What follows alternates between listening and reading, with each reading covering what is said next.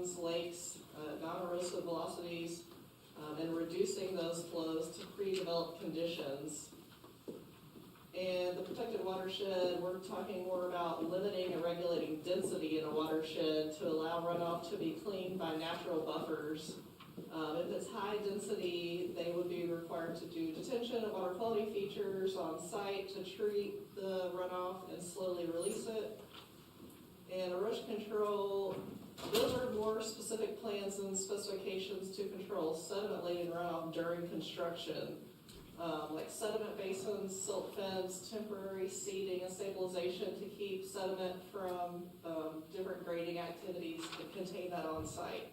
So the two top things are more related to post-construction, and erosion control is more of a during construction activity that's regulated by Gaston County.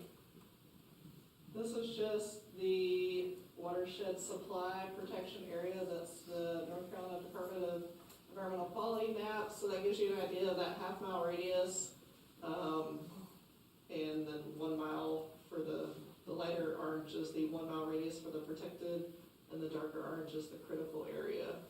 So, and we just preside over those areas that land within the city of Belmont city limits. So there are some of that area is actually Gaston County's jurisdiction that's still within that peninsula area. And this is our map. So there's no proposed changes to the map. The blue is the critical. You can see there's a small tiny little red dot. That's where the water intake is on the eastern side, and then the green is the protected area. No changes are proposed here, but when things are annexed into the city limits, we do update this map. Just trying to give you an idea of what we're talking about. And then the lighter yellow on the western side is what's currently under the Gaston County Stormwater Ordinance, and that's kind of in their jurisdiction. It's still the city limits of Belmont, it's just it falls under their ordinance currently, so that's something we're looking to change as part of this proposal. So, kind of background on some updates and revisions to the Watershed Protection Ordinance. That's what WPO stands for. So, like I said, the Department of Engineering, or Department of NCDQ, Environmental Management Commission, they did an update in March 2023 that we should closely follow. So our ordinance is a little out of date and lacks some important information. One of those things that we also wanted to do is remove the need for a watershed review board. Currently it's City Council, I believe, and correct stormwater measures and buffers are in place. It meets the ordinance. This will allow us to deliver a quicker permitting review timeframes as long as it's straightforward. So that's something I'll get into a little bit more here in a minute. And then if there's any appeals, that would go to the Board of Adjustment. And then a clarification that I want to make is on the density. It is a little vague, and there are some loopholes that allow for redevelopments and additions onto properties to skirt around the ordinance. So I think making it a little more clear about what's existing BUA, setting timeframes on when something was built will allow us to implement our ordinances a little bit better and clarify what triggers low and high density. I think some of those clarifications will help, and then we will not need the Watershed Review Board as much because it'll be a little bit more cut and dry.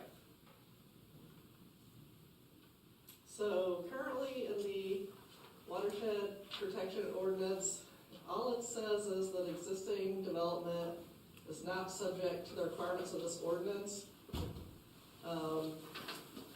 Expansions are classified as existing development.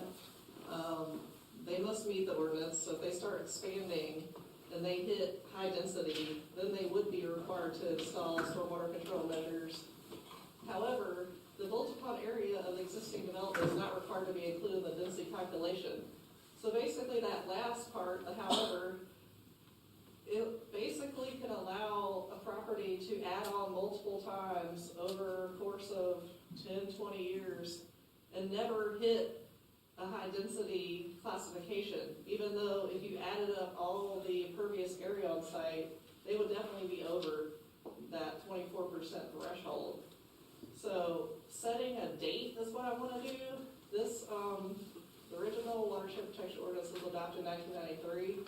So what I'm proposing to do is set that as a benchmark, I guess you would say. Anything that was built before 1993 is basically grandfathered in. Anything after that would then be considered as part of the density calculation that would not be exempt from the density calculation. The bottom part is just the existing development definition from the current watershed protection ordinance. That kind of gives you like a little bit of background. If something was submitted, like we have some plans in review or something, and we change this ordinance, you know, those would be grandfathered in. So, if you have, you're saying if you had developments that were started since 1993, or 30 years ago, and if they have expanded since that time, that this would give, I guess, the city the ability to go back and require that those mitigations be We installed? wouldn't then retroactively seek out people and make them install stormwater measures. It'd be like if they applied for another expansion. I see. So if we get construction documents in, like let's say there's a warehouse that was built in the 60s, and maybe in 2006 they added on, 2015 they added on, and now, tomorrow, or whenever this was adopted, we get another set of plans. They're like, okay, I want to add like, you know, They're gonna be under the 20,000 high square density feet. classification. Yeah. So then we're like, okay, well, this portion that was before 1993, that is exempt, and you can count that as existing BUA, that's exempt from your calculation, your density calculation. But the rest of this is now uncompliant, and you need to install a stormwater measure that would detain and treat this runoff. Because at some point, you're gonna have these high-density sites, and we're not really protecting our watershed Right. because of the way this was written. And it wasn't the city of Belmont that wrote up, it was the state. So, I think just adding some sort of benchmark to kind of say, okay, if you add on after this date, and we've done the same thing with the stormwater ordinance, so we'll get to that, but it was kind of written the same way for stormwater. You don't count existing development, so we can just keep having additions and additions and additions. And that usually doesn't happen for like single-family developments, obviously, but it happens a lot for like commercial, industrial, that kind of thing, where they're just adding on, and they may have a really large piece of property. So at some point, they're gonna hit high density, and they need to be required to provide stormwater measures. Thank you. This is the current low density section of the watershed protection ordinance. It was kind of hard to see. So, let me just do this now. We'll have to zoom in. So, this talks about single-family development. What classifies something as low density? So if you have single-family development, right now it says that you're one dwelling unit per half acre. You can look at it as 2 dwelling units per acre. If you don't exceed that, then you're low density for single family. Is that the right section? 15326. What I've got is building permit Yeah. required for that one. Go to page, I really don't know what page, mine's kind of double printed, maybe 32, try 32.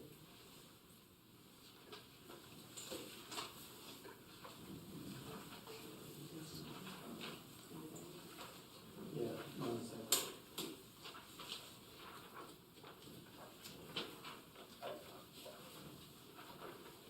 Yeah, the problem is this thing got like reformatted, and so all the numbers are kind of messed up.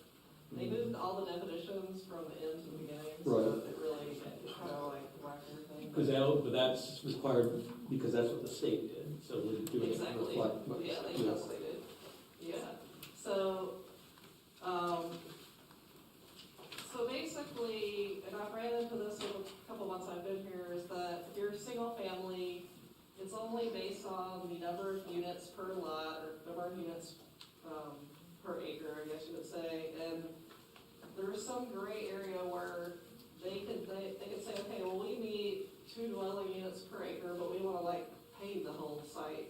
And so they're gonna potentially go over the 24% built upon area. So basically, I'm suggesting and proposing that we put whichever is more restrictive clause on this. So basically, they could do 2 dwelling units per acre, or less than 24%. So that's low density. And the maximum density for both of these, this is critical and protected, it still remains the same. For critical, it's 50% impervious, and for watershed, it's 70, so that's not changing. So you can see that here, for high density, you can go up to 50% on the It's critical areas. Sorry, it's page 25 in the packet. All right. It's got 18 over it, but it's page 25 of 25. Oh, I see. Okay. Sorry about that. So, because that's my, one question I had was, it looked like this was deleted. Oh, 45. no, it's like just reformatted, Okay. and the old, yes, it was hard for me to actually track changes from the old ordinance to the new one, so the numbers are all messed up, so Okay. sorry about that. But, so this is somewhere. This It's is the just- current. our Right, current that's the ordinance, current. Yeah, how Yes. it describes high density. Yeah, Yeah, so they moved to a table, and okay, that's what this is, and that's what's on page 25. okay, 121. So this is what it looks like now in the current state ordinance. And basically, everything's the same as the state. I've just added this little area in parentheses that says whichever is more restrictive. So that way, no matter if it's single family or commercial or multifamily or whatever it may be, they have to be under 24% impervious or hit their dwelling units per acre. They have to be under both, basically, whichever is more restrictive. So it won't allow, it's like a single family development to then go potentially like pave the whole site, or add on to the point where they exceeded 24%. Again, just trying to protect, the density in these watersheds. all right, so I just want to be clear, because I like 15345. And so if you go to, I don't know where it is, but it looked as if, it had been removed, it had been deleted from the track, it's all in blue, it's all crossed out, so it could have been removed. And you're saying that it's essentially there, it's just in that chart Yeah, now? 153.18, that's the new section. Okay, Yep, and then it goes on below that to describe more in detail about project density under 153.18B and C. And then C is low density and D is high density. Same page 32, that's where it was crossed out, 45, it was sort of out of order, but if it's just moved, that's fine.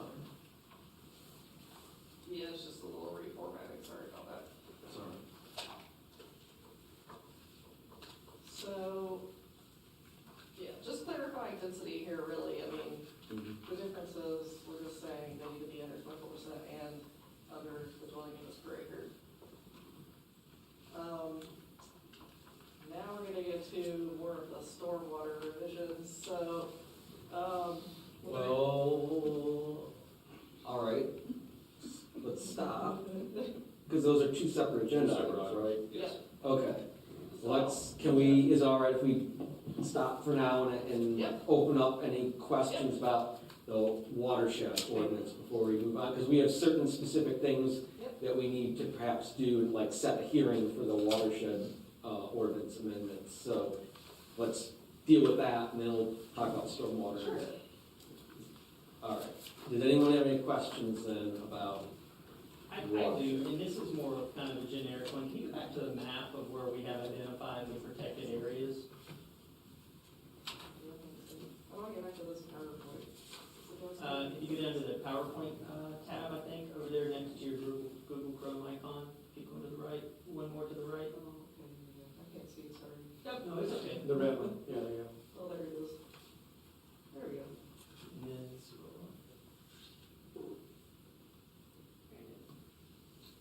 one, please. Oh, this one? Yeah, so just out of curiosity, when we're talking about protected water supply, so, or excuse me, the protected watershed, that's primarily dictated by where we're pulling water from municipalities, correct? Yes, it is. Because I look at that, and maybe it's something else, and maybe for another discussion, but obviously, the concern for me is if you look at the area of like Pittenger property along the South Fork River and how that's a critical river. Now, I know that we're not pulling water out of that river, but when we talked about, I believe it was Lakeview Farms, we kind of discussed about the lack of protections thereof of that river, so it might be something worth a future conversation at a future date. Because again, as some may know, that river itself is in a critical area due to sediment filling and stuff like that, if we're talking about water runoff and stuff.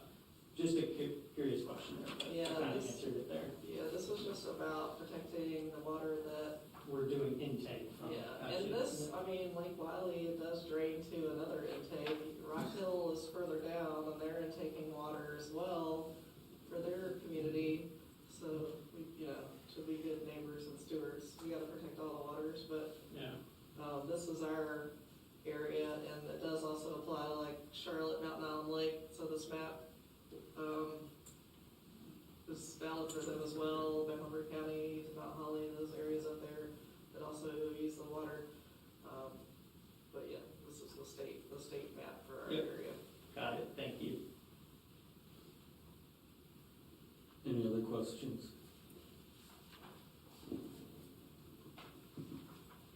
So I guess it's really the asks then, right? I mean, questions in particularly in regards to even, we talked about, or she had mentioned removal of kind of the review board. Yeah, that was, I'm concerned about that. You know, How to be put it delicately, but perhaps we've run astray sometimes based on decisions made administratively without insight from council, and that's come back to bite us later. Would that be a fair? I think it's a fair assessment. And so I'm just a little bit hesitant when there's something that we do have insight into as it's currently written to then take that away and put more, just purely administrative that, we might end up in the same boat, so to speak. Because ultimately, we're responsible, right? I Mhm. mean, again, we're responsible for setting kind of the regulations, and if not, kind of the code itself and changing it. So I guess it's kind of nice to have the ultimate final, I guess, say in discussion and or debate on it as well. And I mean, most of the time, when we have these meetings, they take like 5 minutes, if that. So if it's in terms of burden or whatever, I don't think it's much of a burden on the council to do that, but I don't know, that makes me concerned that we might end up finding out decisions were made that we didn't have any insight into, and they perhaps later turn out to be somewhat deleterious, disastrous. Yeah. I don't know. Well, I think the reason, excuse me. Oh, no, I don't Yeah, need. so I think one of the reasons that, we thought about, putting it back towards like an engineer, because it comes down to like an ordinance and a calculation. So, the recommendation will be from our city engineer at that point anyway, whether it is, it meets the guidelines, it meets the ordinance, or it does not. So it's a simple, I don't want to say a simple decision, but a decision that's based on like an engineered calculation, based on impervious area. And so I don't know if you go down the path of saying, it meets the ordinance, and then there's a decision to not approve it, there's that piece of it as well. My recollection with the high density permit especially was there was some discretion in there. Am I misremembering Parks? You and I went and had a study of this, and I believe there may be some discretion in the high density Yeah. option. And so if there is discretion in that, I'd rather council be able to make that decision. If it's purely a matter of adding, carry the one, put the two over here, dividing, if it's just a mathematical formula, I'd agree with you, but I thought there was some, particularly with the high density permit, where there was a potential for other measures to be required, or that council had some ability to, or I should say, the Watershed Review Board, but that is council. And I'm not sure whether that's a tool we necessarily want to give up. We were thinking about two things. I know we talked about high density, allow them to go up to 50% in critical and 70% in protected, but there were some provisions in there about wet ponds and other things that you may be referring to. Yeah, I definitely was thinking of the high density. We discussed that in our meeting several years ago. Now, arguably, that's still a calculation. Right. So, I don't know. It would be a, help me out, it'd be a best management practice if it's between the 24 to 50. And the best management practice is coming from an engineer that makes that recommendation.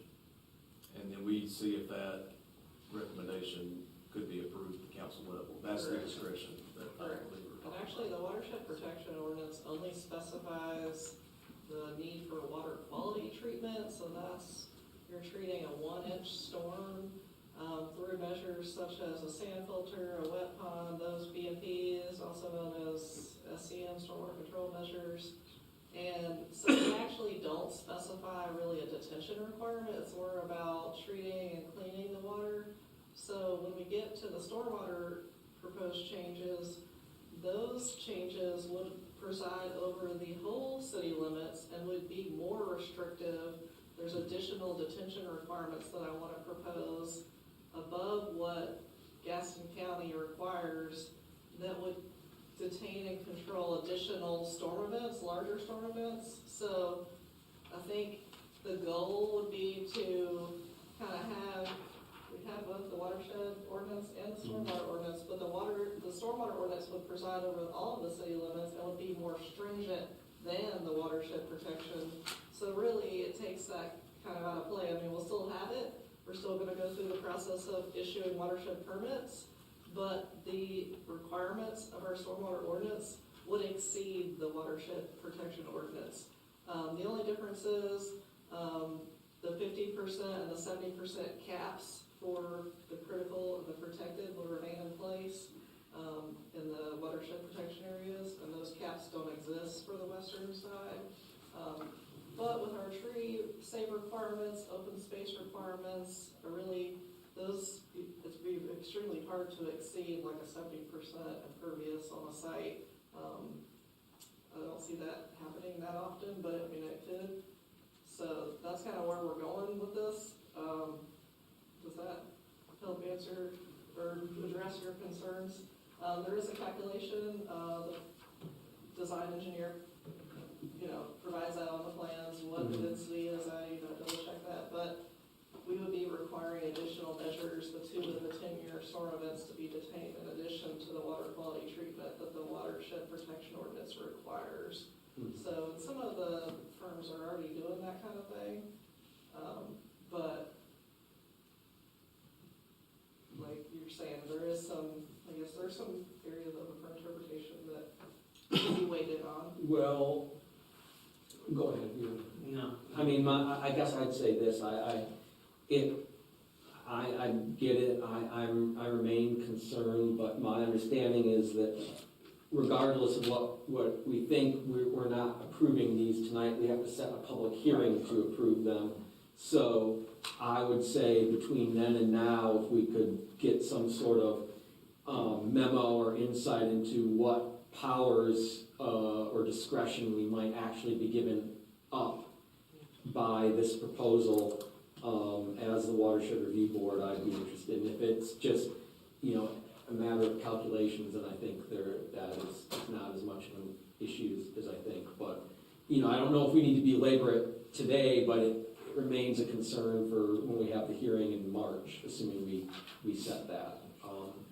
You're saying those detention and retention provisions now are mostly being regulated by the county, and you're gonna try to move all of that over into the city? Yeah, so, we're gonna get to that in a minute, but yeah, so So they have, so that yellow part of the map, the western area, that's regulated by Gaston County. So when anybody develops in that area, they pull the Gaston County stormwater ordinance, and that's what they follow.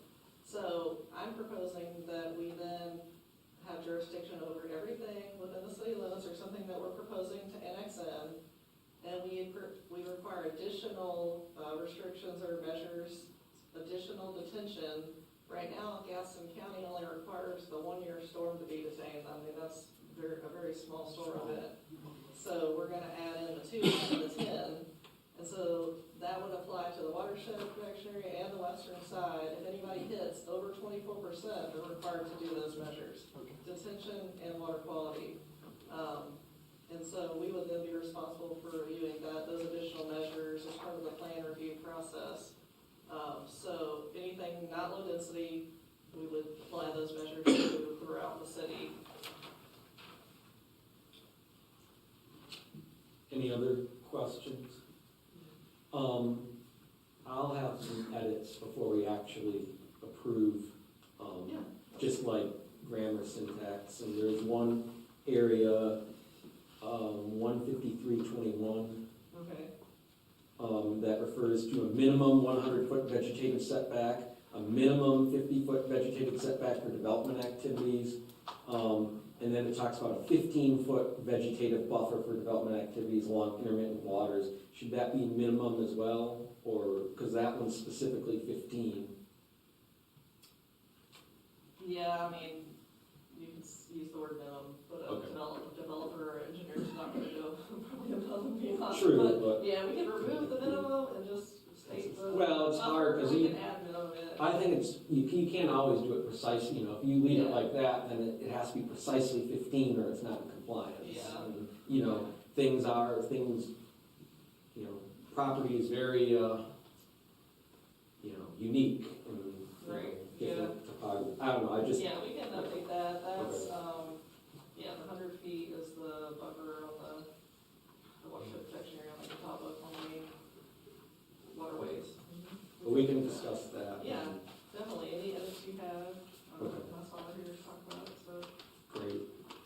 Miles, is there anything else? Otherwise, I believe the appropriate ask would be for a motion to set a public hearing for March 3rd, 2025 to amend the watershed protection ordinance. Just the only last comment, I agree with Jim on just maybe double checking the kind of, if there is any discretion to the council or the board itself, when reviewing these. I would like to propose changes though, with that caveat. Yeah. All right, well, it sounds like we have good direction, a couple of issues to clarify before the hearing, but is there a motion to set public hearing? Motion to set the public hearing for the date of March 3rd, 2025. All right, motion to set the hearing, the public hearing to amend the watershed protection ordinance for March 3rd, made by Alex, seconded by Charlie. All in favor? Aye. Any opposed? All right, the public hearing is set, and I assume it would be appropriately advertised as required. All right, thank you. All right, thank you. So now, the next item on the agenda is B2, stormwater ordinance proposed changes discussion. And so, we'll continue on. Here we go, stormwater ordinance, sorry, I'm back up. So.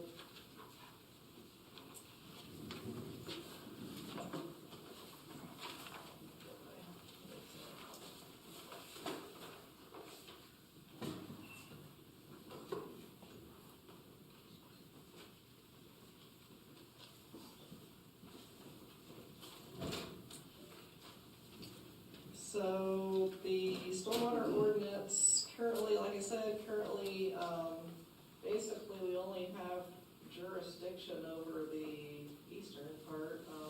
As Gaston County has a phase 2 permit for the western part of the city, which I said they only require a 1-year detention, and water quality treatment for anything that's high density.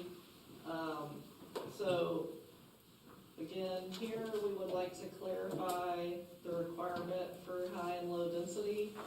So using the basis of the 24% impervious or the 2 dwelling units per acre, whichever is more restrictive. That's just a clarification more or less there.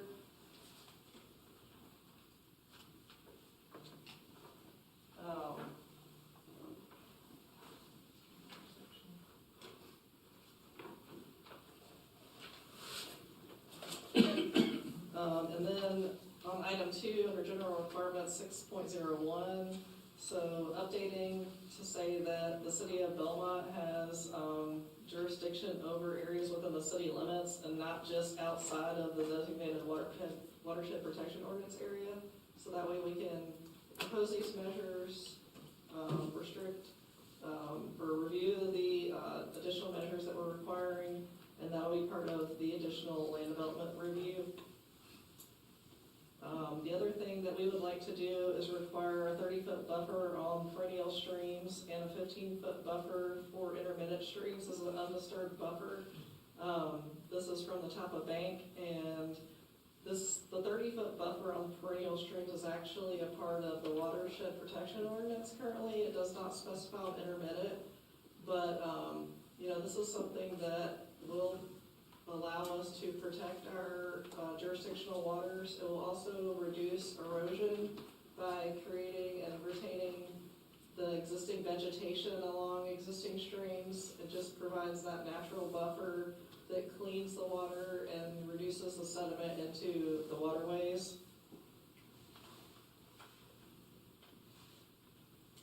The other item that we were adding is that usually the stormwater ordinance only kicks in if you disturb 1 acre or more, because that's what requires a erosion control permit. We would like to additionally add a 20,000 square foot impervious requirement. So if you were to have potentially a 1 acre lot, or maybe like let's say 0.99 acre lot, you want to develop that and you want to add 20,000 square feet, you're almost at a high density, you're almost at 50% impervious. That would actually not require anything currently, any detention measures, no erosion control permit. So we would like to put in that the 20,000 square feet of impervious would require detention and water quality treatment to try to catch those smaller developments that are, coming online that maybe are commercial and that are kind of right outside of the ordinance, so we can get some detention and water quality treatment out of those developments. This is something that Gastonia recently did as well. Did they land on 20,000 square feet? I was curious. Yes, they did. How did we come up with that? Is that just like a? Something that Charlotte does too. Okay. So it kind of just helped, and that's something that will just fall under my review. So if it's under an acre, Gaston County is not going to look at it as far as stormwater is concerned. So that's something I thought, we could add this in and catch some of these maybe commercial developments. They're like 50% impervious, and they're almost an acre, that could provide some detention and water quality treatment to help, detain the water back to pre-developed conditions and protect our streams and watersheds. So, because anything above what the county stipulates is then on the responsibility of the city to administer, essentially. So I guess that was always one of the conversations, which I feel like we feel comfortable that we could handle that in-house. yeah.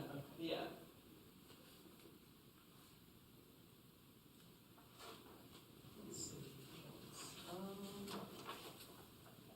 Again, talking about when was this impervious established, so we talked about in the watershed protection, we're gonna set a threshold of 1993, when the watershed protection ordinance was adopted. Anything built before that is grandfathered in. Similar situation here. The phase 2 ordinance of Gaston County stormwater was adopted in 2007.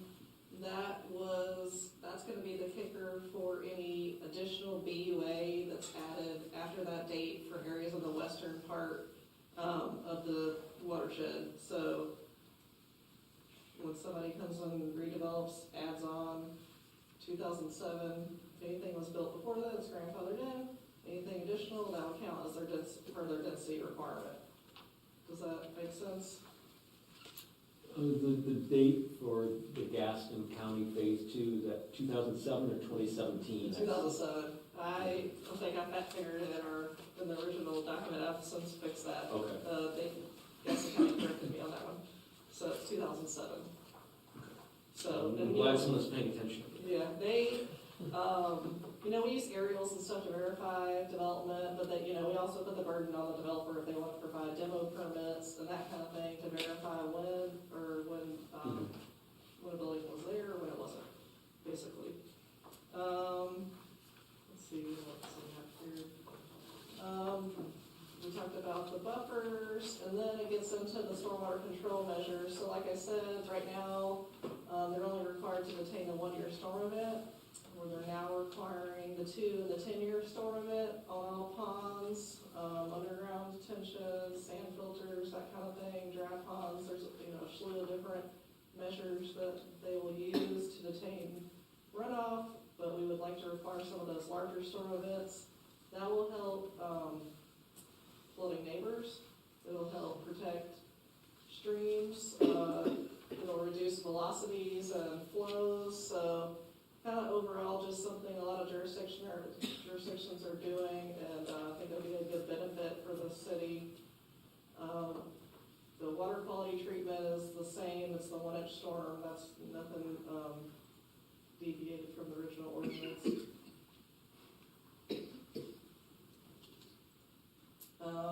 Some of the installation stuff we're adding is just that we would like to have all the pipes videoed post-construction.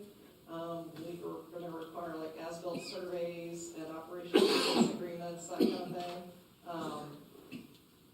Those were already kind of in our ordinance, but it wasn't clearly defined, so just clarifying some of that. Those additional requirements post-construction, so we make sure it's installed correctly, and it was built for the plans and it still functions correctly. So that's really the major changes. There's some minor stuff, obviously track changes, you can go through that and kind of see what exactly was changed. The next steps, to get your feedback and provide any additions or revisions that you may have on these 2 items. The Environmental Management Commission needs to approve the watershed protection ordinance. They've already sent them a draft copy, so it's under review. The stormwater ordinance would need to also be reviewed by the state as part of our MS4 permitting, so that needs to be sent over as well. And then obviously we would approve it, have our public hearing. And the last item is just, again, stating that anything above what Gaston County requires would be our responsibility to review and permit. So, that's basically it. Has the state improved their review time? The state, Yeah, because we had a terrible experience with them earlier getting, yeah. well, they had staff changes. They stated it will take a long time. And I sent it What was that over mean? in December, and I haven't heard back, and I followed up many times. So we'll see. That's an issue. Yeah, yeah. So, I'm thinking like a couple months on each, so we'll see how that goes. But they'll want to get their feedback before we hold a public hearing, because, we can't approve it until they approve it. What do you think about our March? Well, on this one, even though it's like listed as stormwater ordinance, me and Jonathan Wilson had a discussion about, is this actually an ordinance, because it's listed in our land development standards manual.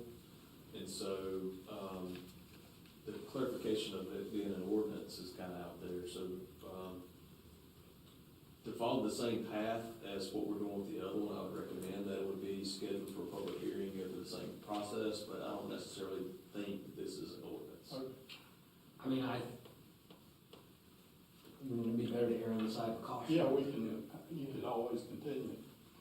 Oh, right, I see, like if the state hasn't come back Right. yet, yeah. I think because that would give the public a chance to comment as well. But before we go down there, any questions though for Kate? So just so I understand, the county's the one that's still issuing the permits though, right? So if we are increasing the restrictions from the city side, we're going above the county's threshold, right? So we're responsible, but at the end of the day, the county's the one still issuing the permits. in that That's correct, for situation? areas outside of the watershed protection areas. Okay. So they're still gonna issue the permit, and we're both involved in like a concurrent review, like a digital review, that we're all like on a team reviewing the plans together, so it'd just be my responsibility or the city engineer to review the plans, the calculations, make sure they're hitting those additional measures. Once I say it's good and they're approved, and then everything would follow the same procedure. Same So, flow. Okay. Yeah. Just a couple things. There were some references in these revisions to like 20,000 square feet of impervious or 10-year storm. And I, as a layperson, was like, all right, 20,000 square feet of impervious, what? Or, 2-year storm, what? 2-year storm event, what? But like, are those just terms of art, like 2-year storm or 20,000 square feet of impervious? Like, that's just the term of art? Like, would that make sense to somebody reading it? Yeah, I mean, Who's the not me? 20,000 square feet of impervious is more straightforward. We use the term BUA, which is built upon area, or impervious, so anything not pervious is considered impervious. There are some gray areas like gravel, pervious pavement. We usually refer to the state manual for what that is considered percent impervious and what it's used for. It may be helpful to provide some additional definitions, but typically when we talk about 10-year storm events, we talk about, in the 2-year, we're talking about the 24-hour storm event, so maybe good to just specify which storm, because like the city of Charlotte uses the 6-hour storms, but statewide mainly it's a 24-hour storm event, so when you go to like NOAA, and you pull like rainfall data, you would go find that 10-year storm event and pull that data into your hydrologic model and start running those calculations. So yeah, I would say like engineers know what that means, but we may want to clarify and provide definitions, whether it's in this section or in the definitions, the overall definition section. I think the 1 year was already in there, so I'm not sure if there was a definition for that one already. Okay. That's fine. And then, like, again, if we're having a public hearing in March, we can fine tune some of this, because I do have some edits here. Yeah. And it seemed like a lot of it was just like the track changes wasn't functioning appropriately or something like that, that are just simple things, that they're not substantive. But, it sounds good, 'cause if I'm understanding this correctly, we're improving the ordinance to cover stormwater for the whole city. Adding buffers for intermittent streams, And areas too, yep. clarification of high and low density like we talked about with the watershed protection ordinance, clarifying the redevelopment or the adding on a built upon area, adding the detention provisions that you talked about. So it looks like we're strengthening it and going beyond what Gaston County currently requires in some areas. Yeah, and Framerton, Gastonia, they're doing the same thing. They're requiring those 2 and 10-year storm events, and they're responsible for reviewing those. Sounds good.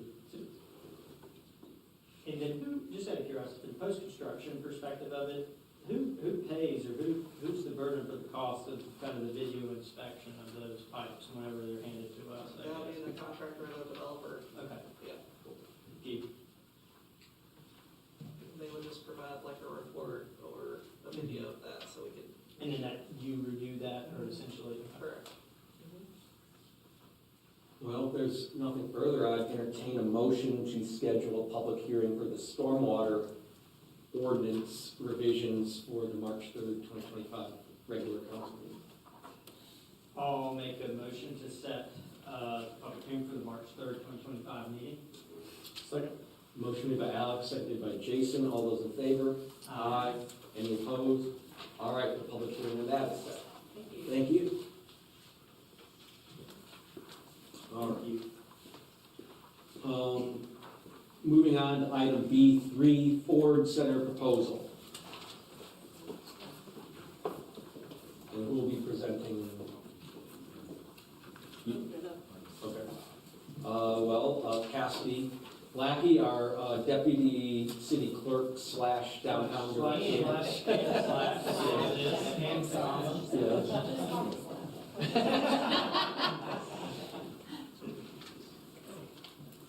Well, good evening again, everyone, and thank you for taking a moment to let us bring this back to you. We have had an infinite amount of folks interested in this project and this proposal and working on it. So before I get started, we've got quite a few people here that have worked on this project. Would you guys mind just standing up and giving us a little wave?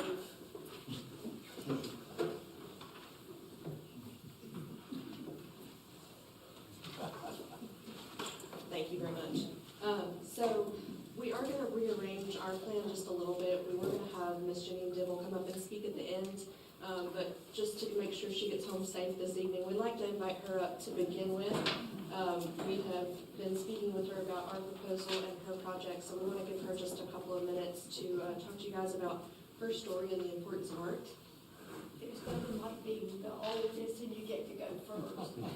But I am Janine Dibble. One of Belmont's favorite citizens. That's right. I recognize quite a few of these faces. I love art, and I have been an art teacher for 40 years. 25 of them have been here in Belmont.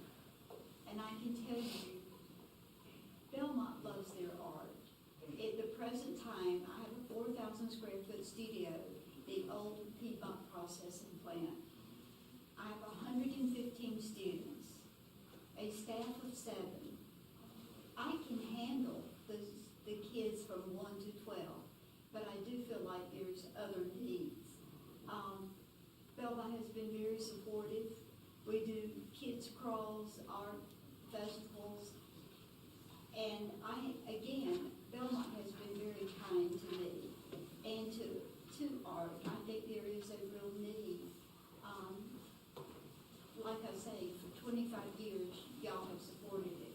I taught a lot of children right here, so I just would want you to be receptive. And what's a need? These ladies want to work with me. I'm not saying I'm not asking for competition, because we're gonna work together, and that's what I really appreciate. But what's so neat, out of my 115 students, it's not just Belmont, Gastonia, Mount Holly, Lake Norman, Clover, South Carolina, Kings Mountain. So I think whatever we do, we'll reach other people, not just Belmont. Anything else y'all want me to say? Thank you. Thank you. Thank you, Ms. Dibble, for that.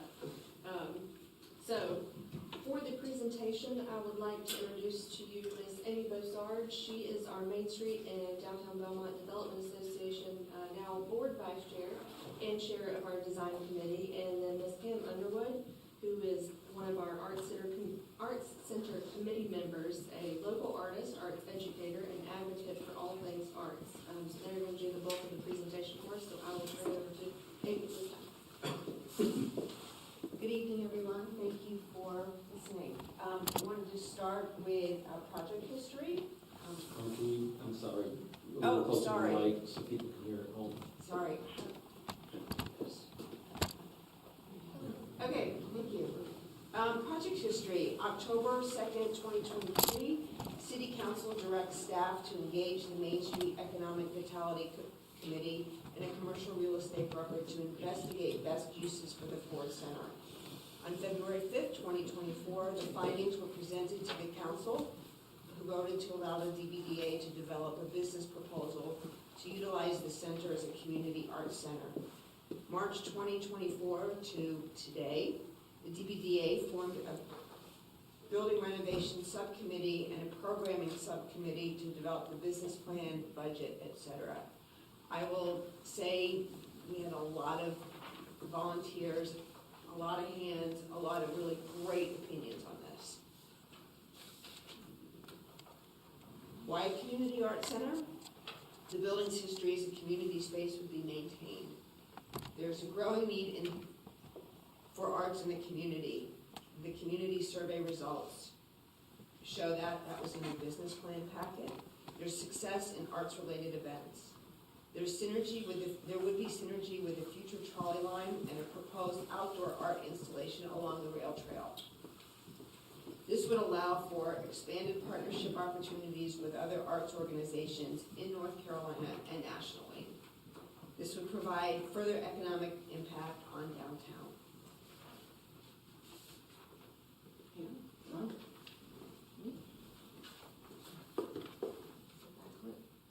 Okay. Good evening, my name is Pam Underwood, I'm a 30-plus year resident of Belmont. So I have been here through a lot of growing pains, and I want to thank all of you for continuing to move Belmont forward. With that being said, opportunities can arrive at the most opportune time. Belmont's J. Paul Rec Center is one such possibility. Capturing this historic landmark and repurposing it into a Belmont Community Arts and Culture Center. The potential of a dedicated space for artists, workshops, and for creatives together is a progressive endeavor, enhancing the culture of growing Belmont. With Belmont's growth, a variety of social interaction opportunities reflect the community's wish, as shown in the survey, for the need and overwhelming support for such a center. The implementation of an arts and culture center, supported by the DBDA and Belmont leadership, is an important investment into our diverse community. The current scope of outdoor and recreational opportunities, along with a variety of such spaces, is already in place and funded by the city. Supporting the Arts Center will be a wonderful addition to the fabric of Belmont. There's just some few bullet points up there. Engaging in arts activities can unite people, fostering connections and a sense of belonging through shared creative experiences. Many threads, one community, public art. Now, we worked really, really hard to get delivered to be here at this presentation. It also boosts mental well-being. Participation in the arts reduces stress, improves emotional expression, and enhances overall mental health. It also encourages creativity and learning. Artistic activities stimulate creativity, improve problem-solving skills, and promote lifelong learning for all ages. It also drives economic and cultural growth. Arts programs attract tourism, support local business, and enrich a community's cultural identity. Other benefits are it strengthens social inclusion, it provides a platform for diverse voices, promotes understanding, empathy, and inclusion within community. Integrating arts into Belmont will enhance opportunities to make meaningful connections in the community. Preserving public spaces, creative projects and public art installation, transport spaces, fostering pride, and revitalizing neighborhoods. Here's some examples we thought were relative to Morrisville Arts Center. I visited Morrisville. You can see the classroom. Well, those are mobile exhibit. You know, if we had an open space in Ford Center, you could have mobile exhibits, but the bottom classroom space definitely fits the idea of what we see with the 6-foot-long tables of people engaging. There's plenty of local artists, and the footprint is beyond Greater Gaston with Charlotte and Lincolnton, even pulling from Sassy and Kings Mountain. People that want to come in and teach 8 to 10, 12-week workshops. So that kind of gives you a visual. Types of programming: fiber, pottery, drawing, painting. It would also be a meeting space for the Art Guild, for the fiber arts. I mean, I just think the opportune time is right now with this available J. Paul Rec Center to bring a different currency to Belmont. I mean, one hand, you put gloves and balls, and we have an active sports program for adults and our children, but there's also people in Belmont who want a paintbrush, a music script, poetry, a pottery wheel. It's both hands, and they both serve our community. Dance. So Cassidy was generous enough to print out the narrative of the community art. These doors used to be the scenes of Belmont that were painted by a friend of mine, Marty Hutchins, who's now a retired teacher at Highland School of Technology. And the idea was Belmont's motto, many threads, one community. Well, it just fit a quilting metaphor. And it was actually these strong geometric shapes were, as you can see if you saw the social media, the community can come up and, paint the shapes. Summer and I did spend a lot of time outlining to clean up the edges, but I gotta step away from the mic. But the reason you see all these messy, we preserve the integrity of what the community actually did. So we kind of had both. It was too messy to make sense, so we just cleaned it up. But if you see that, like, why they not paint, just could not paint over all of the wonderful community members and people that visited the Bavarian Festival to engage in this. And then, of course, we ran out of spaces, but we were prepared. Artists are always prepared. Signature wall. I mean, take your time, and the signatures overlap. The overlap, just like we do when we have shared spaces in Belmont, and we engage in, activities. So anyway, that's the little narrative about that. And one last thing about this, because can't stop talking, is the reason you see these weird transposed colors, that's just to embrace the kaleidoscope effect. So that's why we call it kaleidoscope of quilt patterns. Thank you for your consideration. Thanks, Pam. I want to go back just to these comparable examples. If you look at the Black Mountain Center for the Arts, we included that picture because this Black Mountain Center for the Arts used to be their city hall. Sure did. So it's just an example of how an old building is repurposed. So next time you go to Black Mountain, take a look at it. It's a really pretty old building. Okay, why the DBDA? We have access to additional grant funding as a nonprofit organization. There's support from existing partnerships with other local arts organizations and the Main Street Design Committee. We have an active and dedicated volunteer base. Proven success of arts programming by the DBDA. You all remember Moonlight on Main. We won the 2022 North Carolina Main Street Award for Best Downtown Special Event for Moonlight on Main. There's support of the Plein Air Contest and Chalk This Way in conjunction with the annual Garibaldi Festival. We've introduced Sip and Speak Poetry Crawl and expanded Slow Art Day in Belmont. There's execution of various murals, including the Chronicle Mill, which is happening now, the Signal Box Wraps, and more. And the Bavarian Art Festival Art Projects, which is the Kaleidoscope Doors, and we had an Alpine Hat craft table.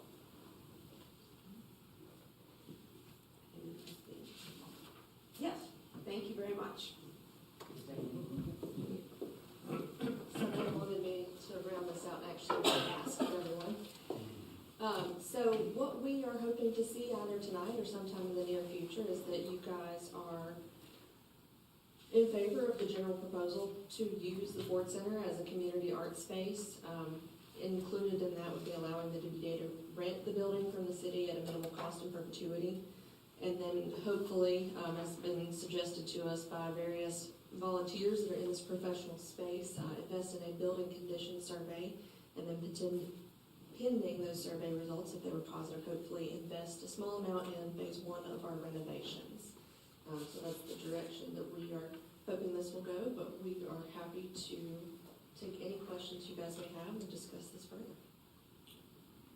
Just maybe a comment from my side. I mean, since I've been on council, this building just continues to sit there, similar to City Hall, which we'll kind of get into later. And when you let these buildings just sit there with no purpose, no use, they're just going to continue to deteriorate. This is a prime location in our downtown area that we've all kind of discussed in the past that we don't want to divest ourselves off of and kind of keep this going on. I think this is an exceptional use of this building. I think it brings community engagement, it brings people together. We retain the facility itself. I mean, it's just going to continue to sit there. At some point, we have to be realistic as to what this building is going to eventually be. So I think it's a good idea. But that's just my 2 cents. Thank you, Estes. Any other questions? No question, I'll just piggyback on Alice's comments. I think it is an excellent use of the space, and I think there is that demand there from our community, and we've seen it obviously in the children's demographic, but I think there's a lot of adults that would have an interest in it as well. It's been demonstrated. Some of these other communities. I'm sorry? I said we said we've got those around. Yes, good point. Yeah. Only they have to take the shuttle to get there, and they can't all use their individual cars.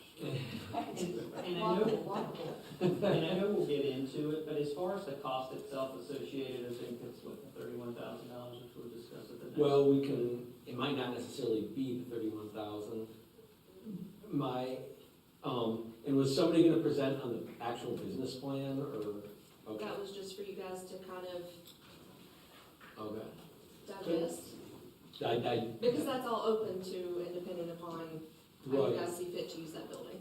Well, it almost seems like your third bullet should be the first bullet, because it seems like we need to figure out, I mean, if they come back and say, oh my God, there's so much asbestos there that, you know, I mean, that sort of puts a crimp in everything. But to that point, and what Alex is talking about, my understanding from all of this is that you think that the 31,000, I thought, was one of the proposals from back in 2023. You all are proposing, I think, 4,600 for a structural survey and 4,500 for a hazardous asbestos survey.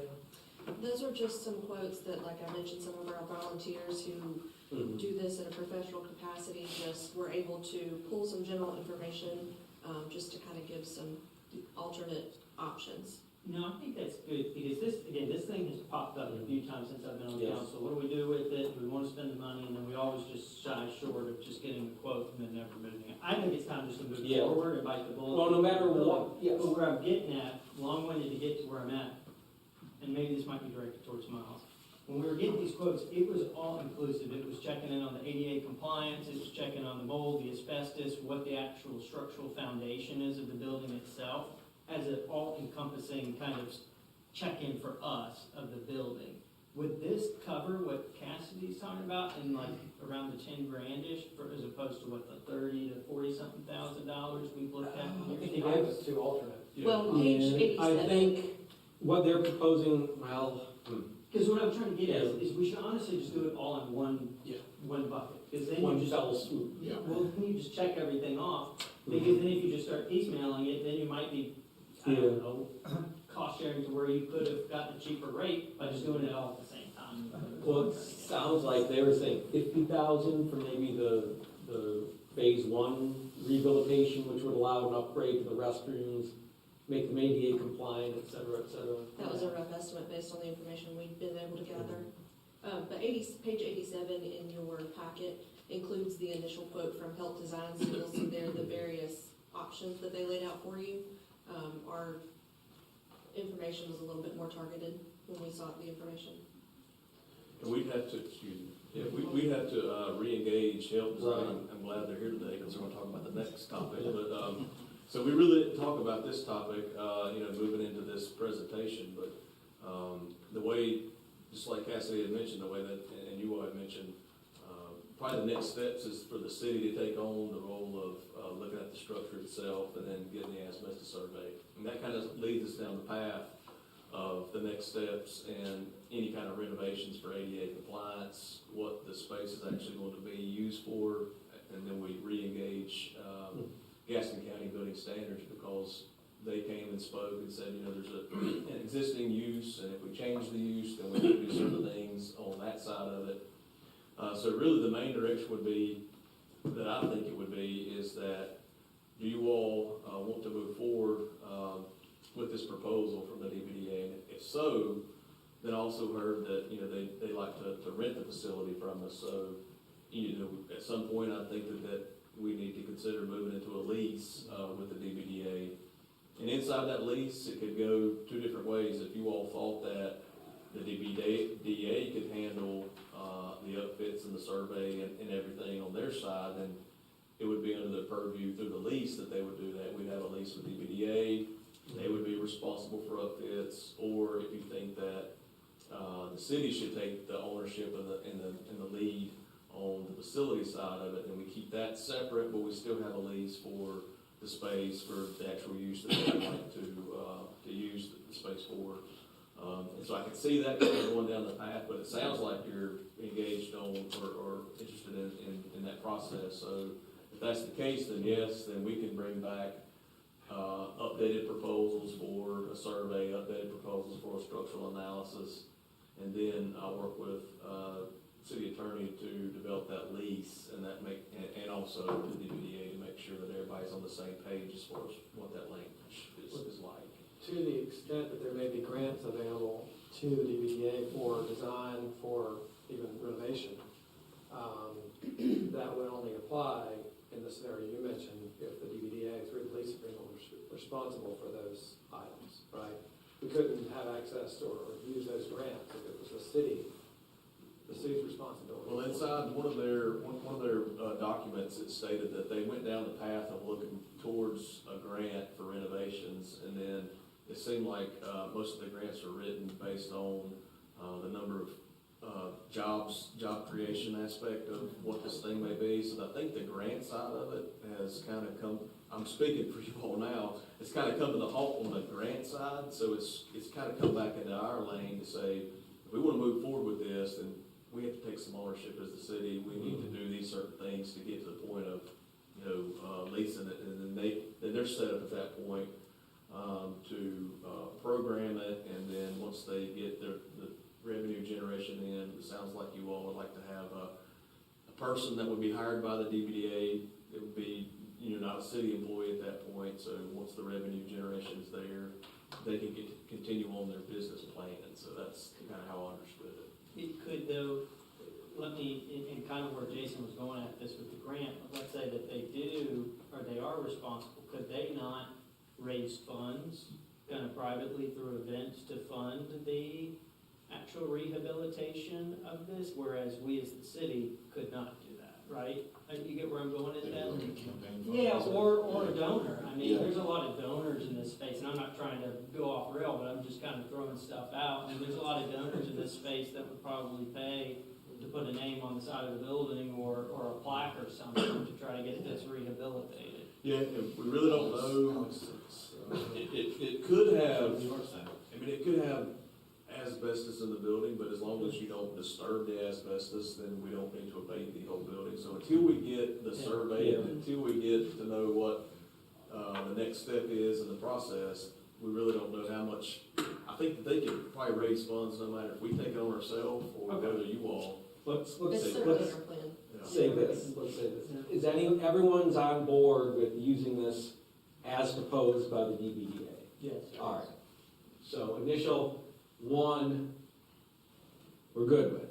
I think before we go any further, we need to see what there is to see. Yeah. And I don't want to sign any lease or get any, we need to see. So that would be, the next steps would be, Invest in that building. yes, get bids or revisit with whoever needs to be consulted. Is this not where we were a year ago? Well, we It's put it step on, further now because we've all aligned on what we want the building. Yeah. Well, I saw we were, okay. Well, no. Yeah, but we wanted to see a business plan, I think, which Yeah. we've now seen, like, is this viable, can it work? Yeah. And I think there was some discussion maybe at that time about just renting to an outside entity for There office was. space. Yeah, I there think was. that may have been part of the consideration. yes, because I know Or once selling. Caldwell or somebody came and presented, Yeah. Alan Tate or someone. I think this is the best use for it. Yeah, I think agree. this is good. I don't think we were particularly enthusiastic about the commercial real estate presentation, so. All right, because and then we can prepare draft leases, we can discuss the lease issue, but let's square away the building condition first, because, it could rain on everyone's parade. And I apologize, that wasn't completely in correct chronological order. That's We all right. agree that a building Yeah. survey would negate many Yeah. plans depending on the outcome. And then we can talk, because I do know one thing in the business plan, we talked about like the initial phase one and some of that's all, fine. I do see, though, that when we get to phase two, you say it would be considerably more extensive, not expensive, but extensive, although probably more expensive too, yes. Hopefully providing a complete upgrade of the building to be fully functional as the art center. So depending on how that is going to be allocated, I might be interested to see exactly how extensive / expensive that is. Because that's pretty vague and, we've got ourselves down path with at least one building that perhaps we can avoid going in that direction this time around. Well, So, okay, go ahead. I was just gonna say, I mean, to your point, once we understand the cost associated with this, what's gonna need to be done, you know, the budget itself may change, right? Mhm. We may now need to look at different leasing options or different rates within itself to what's advantageous to the city. Because for one, correct me if I'm wrong, but this isn't in the budget. It was in like a year 2 or year 3, I think, defined in the budget. But it's not particularly in the budget, so we'd have to do a budget amendment and ensure that Yes. the current operating revenues, which I'm sure they would because they're exceeding expectations, could cover this. But I understand it, is all I'm trying to say is, I mean. And I'm understanding, yeah, and my initial thought was that what they're estimating for sort of the upfront and the phase one is probably within what we've done out of cash reserve or whatever, you know, and that's fine. With budget amendment, like you said, I just don't, you know, when it You gets get to the phase full two. thing, yeah, that's when we need to talk about Yeah. putting it in the budget and Mhm. ensuring that it's in our long-term plan, or long-range plan. Yeah. so Miles, are you saying you need direction about whether we're on board with the comprehensive building assessment that's outlined in the proposal from HELP? Or, No, because there were two alternatives there too. I think we're saying we want to look at the whole. Yeah, I mean, let's see what proposals we get, because, you know, they're gonna have to revisit it. It's their proposal in their packet was October 2023, so that's, That needs to be okay. yeah, I got you. at minimum, and whether, you know, there are these other proposals floating around, and then we can decide, do we wanna take maybe their DBDA's, well, just for asbestos and hazardous, it can be this, or do we wanna say, well, let's do the whole shebang and, you know. I'm okay either way, but whatever the most cost-effective way is, Yeah. right? I think that's why I said it, figured if you just do it all in Yeah, one, it'll yeah, probably be more yeah. cost-effective. Yeah. But is this something that we would, and this is maybe for you, Mike, because I don't know the answer to this one, is this something that we would just go out to bid for, or is this something that we would kind of contract potentially with an existing? Or is it, did we mini Design. Brooks Act? Did we do mini Brooks Act? We hadn't done the Mini Brooks Act to waive our qualification requirements for architectural services on this project. So We go through the bid, set bid process. well, the RFQ process. Or RFQ. Yeah, for professional services. Gotcha. So is the direction, yay, move forward with this, with the intention of it being an art center? Revisit the quotes, the bids on structural survey, figuring out what we have. While that's going on, we can sort of lay the groundwork, but let's not proceed with any documentation until we know what the structural survey says. Yes, that's correct. And going back to the RFQ process, so we do have on-call engineering companies, like 4 or 5 on-call firms that may have this and as part of their, I guess, their professional services, and we wouldn't have to go up for an RFQ at that time. So we've already checked that box with an RFQ process to get them as an on-call service. Say, let's get it done.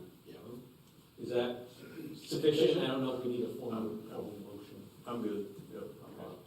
Thank you, guys. Thank you all for doing it. Thank Thank you. you. We've done a lot of work on it, so appreciate it. Let's talk about another open one. I'm sorry that my son painted on the line. Thanks after that. Yeah, I can't go between lines. All right, that leads us to B4, City Hall renovation discussion. Is it accumulated? Oh, wow, it is. Wonderful. We got plenty of snow. Don't worry.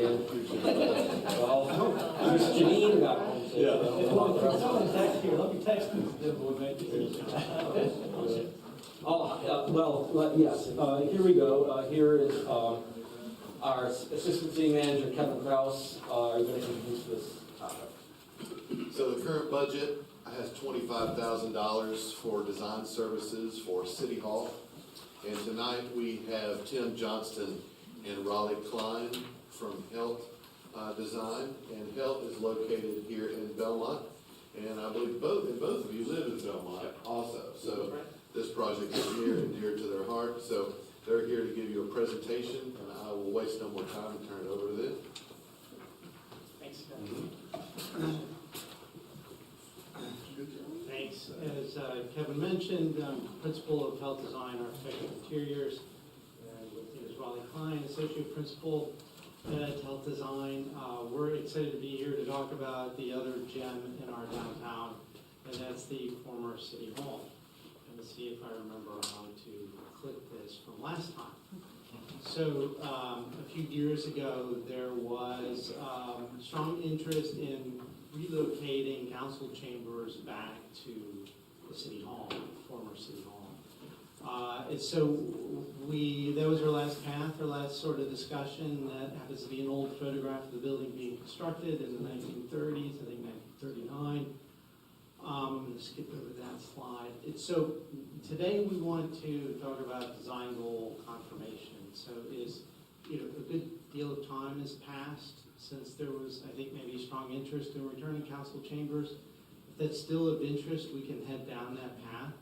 If there's other interest in seeing what other uses may make sense for the building, we can certainly look at that. I understand Montcross is still a tenant in the building, so there is some use happening there. That building, as you may know, also has a basement that's not really being utilized, storage. I think the next slide has a photo of it. It's dark, there's no natural light. That dim glow in that dark spot in the far right corner, that is a window letting in just a little bit of light into the basement. So It's the same square footage as the floor, right? So it's essentially just a duplication underground, right? So if you remember that space, there used to be a conference table in the very back room. I don't think that has basement space underneath it. Okay. The first floor is about 3,700 square feet, and so the basement's a little bit less than that. Got you, thank you. So when we were considering council chambers going back there, we thought about, well, what are other symbiotic uses for that building? So if council's not in session, could it be a community theater of some sort, a children's theater? The space is sort of set up for that, or could be set up for that. Is it a smaller sort of event center? So other symbiotic uses. And then the basement opportunity, if we could find ways to get more natural light into that basement, it could be okay office space. There was a lot of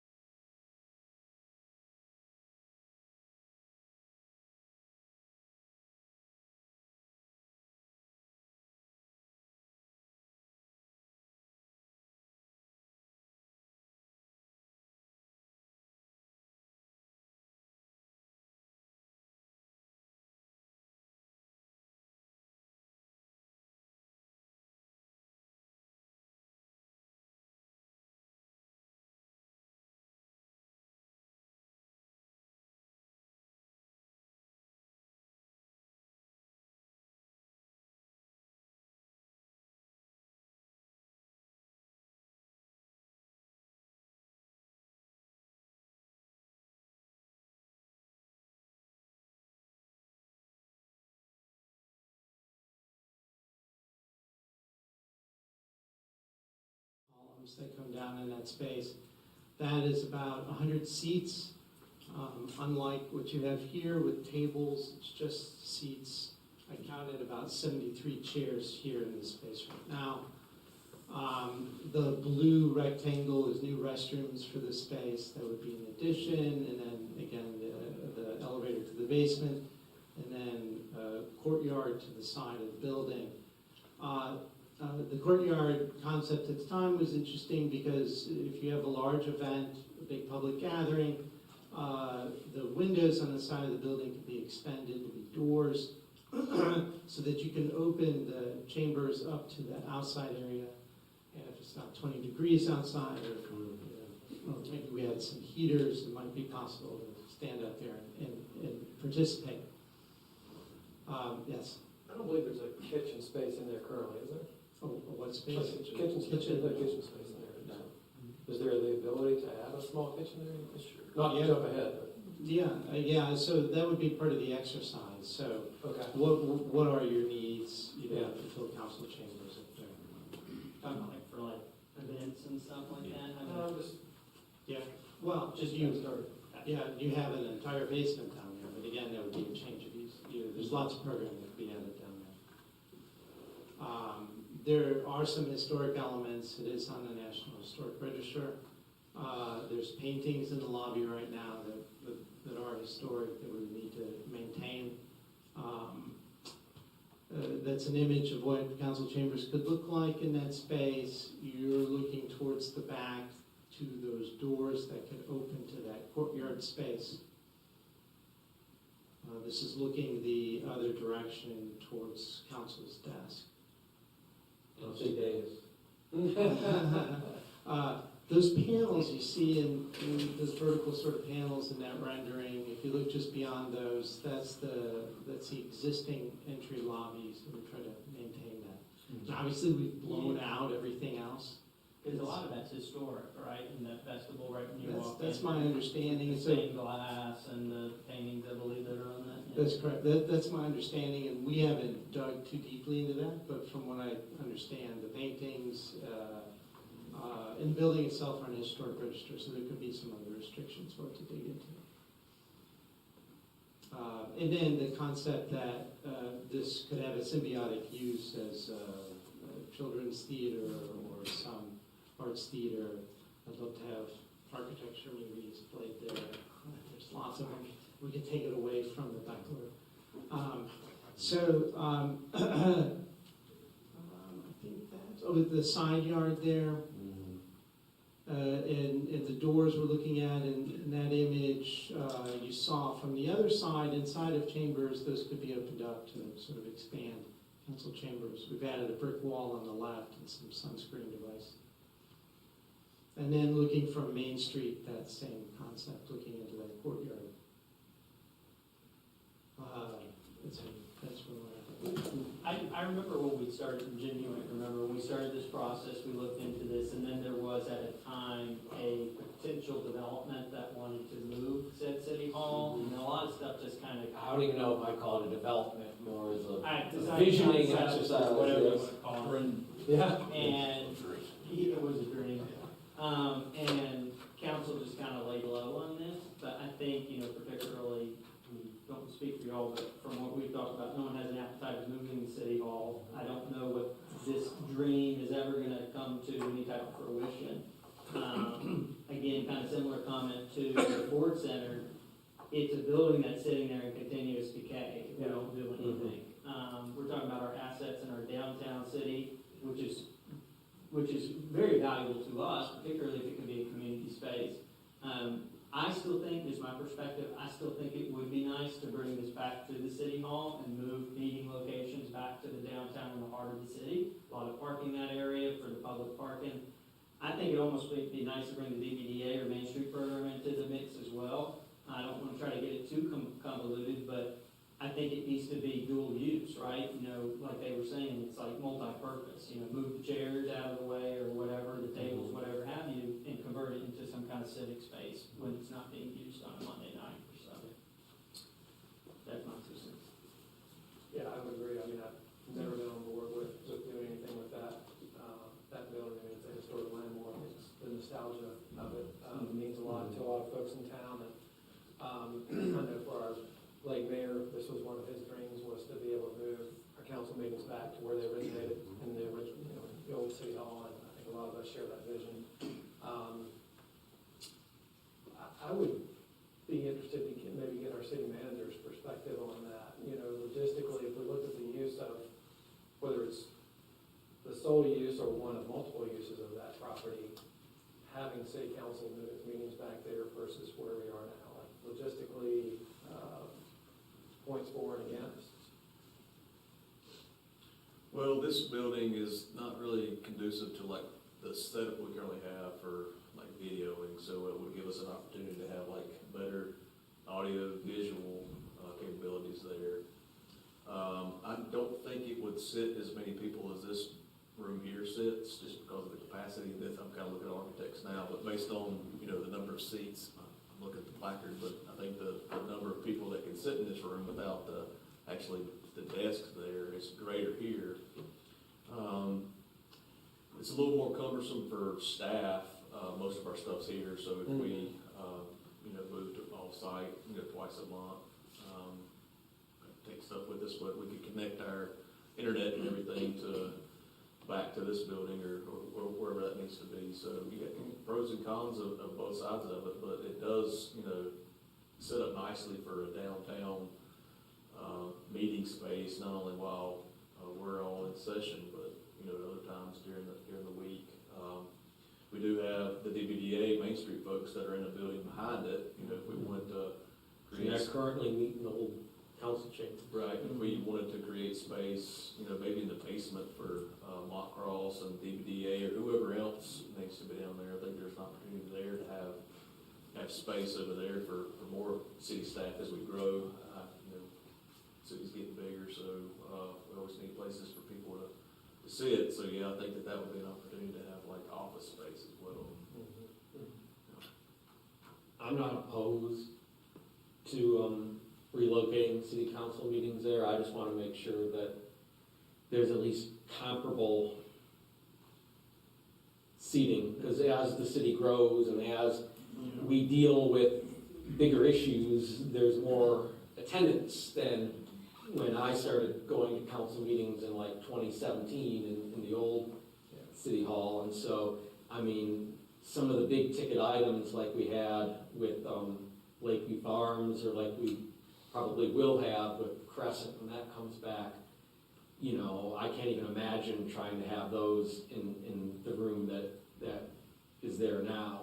Can we get it to a situation where there's, you know, maybe it's not quite as much, but roughly equivalent, we can put some chairs. Like, I just don't want a situation where there's like 50 people here and 100 people like out in the halls that can't.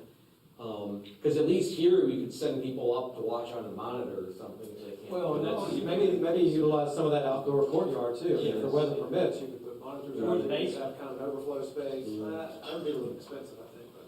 Well, Put people in the basement. Well, Well, we're gonna that put- was, we're gonna that was put the gas in the intent, basement. though, Yeah. to be able to provide that outside. Right. You know, the city is getting additional assets too, and so if you're anticipating a really large crowd for something, it could be that you have to have a meeting at a different event. Yeah, Trolley barn. Yeah. that's true. yeah. Or if it's Or here. we can always come back here. From here, Here, yeah, from the- from a master planning standpoint, what We just need happens to to be this? clear so people don't get mad when they show up and no That, one's around. that rendering you had of approximately 75 seats, was that including that expansion piece that you were? No, so that is 99 seats. And I think that there's space in that plan, the way it's drawn, to add about 25 more. But again, I'm and, sorry, I was talking. I apologize. Could you repeat that last part? yeah, sure. There's 99 seats shown there, because I double checked, because I figured you all would ask. Just in the white space. So, yeah, the small rectangle. But, let me see, you don't really know how it's- It's just in the massive seat. Yeah. Yeah. So if we wanted all those seats, we would have to do the expansion for the restaurants. Yes, so to maximize that building for the use of council chambers, we would want to open it up as much as we could. And I would, the bathrooms in there are old, let's put the bathrooms in the new addition off to the side. How many square feet of chamber? He's asking how many square feet is this chamber? Well, the existing building is 3,700 square feet. So, maybe 2,800 or so, for that's, 3,000 for that center space. How big is this room? Well, This that's what- room, we calculated while we were sitting there. There's 72 seats. There's 72 seats in there now, and counting the ceiling tiles, which is what we do when we're bored. Now, hold on a second here. Generally speaking, not that we were bored here. All right, this has been. This is what architects do. You aren't excited about the stormwater? I absolutely All am. right. In fact, I thought about some projects that we need to make sure we get through. So this room, just quick calculation, was about 2,400 square feet. Okay. So square footage wise, it's close, but we can help you look at, well, if we want to have chairs and tables like this, what would that look like? How much space do we need for council's desk? They can all be laid out and you can compare that and I don't think there's a need for desks in council. For the audience? A return to Especially a if we're more gonna do a. civic, Yes. Model. a dais with. Oh, I don't know if we want to go down that road. That's a bad word right now. Model. Four-letter word. You have some? So really, the purpose was that we had, through the budget process, budget for this project, and the whole purpose of the scope of work was to look at this building and to see if we wanted to bring back,